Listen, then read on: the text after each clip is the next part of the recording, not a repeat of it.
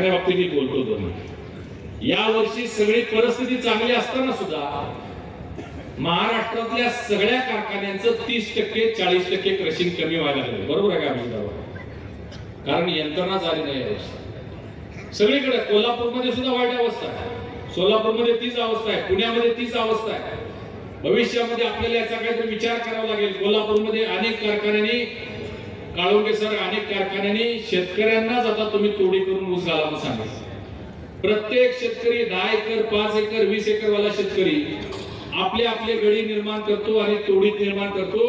त्याला यंत्रणा द्यायचं काम कारखाना करणार आहे. आपण सगळी व्यवस्था करू, पण भविष्यात असं करावं लागेल असं दिसायला लागलंय. छोटे छोटे यंत्र आलेले आहेत, 10-15 लाखामध्ये छोटे मशीन आलेले. कारखाना तर घेईलच. विश्वराज माडिक सतीश अण्णा यांना मी सांगेन की तुम्ही सुद्धा त्याची माहिती घ्या या सगळ्या नवीन टेक्नॉलॉजी. पण शेतकऱ्यांनी सुद्धा आता सजग झालं पाहिजे. शेतकऱ्यांनी अशा पद्धतीचा आपल्या मुलांना काहीतरी नवीन व्यवसाय सुरू करून देता आले पाहिजे. फूड प्रोसेसिंग युनिट काय करता आले. मी शिवाजी मुलांना नेहमी सांगतो की नुसतं आता हे बागा करून करून चालणार नाही. तानाजीराव, आपल्याला आपल्या भागातील जे युवक आहेत या युवकांची एक फळी तयार करा आणि या युवकांना उद्योगाकडे न्या. या शेतामधनं तुम्ही जे काढताय, तुम्ही जे सोनं निर्माण करताय त्याचं व्हॅल्यू ऍडिशन करा. ही जी सोन्याची वीट आहे त्याचा दागिना केला तर त्याची धापट किंमत वाढते.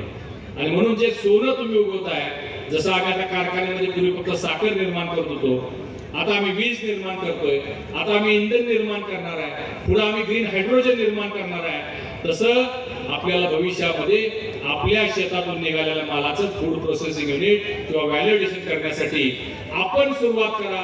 तुम्हाला लागणारं सगळं सहकार्य धनंजय माडिक तुमच्या पाठीशी सह्याद्रीसारखा उभा आहे. एवढंच या ठिकाणी सांगतो. आजच्या या मैदानाला शुभेच्छा देतो. सर्व पहिल्यांदा शुभेच्छा देतो.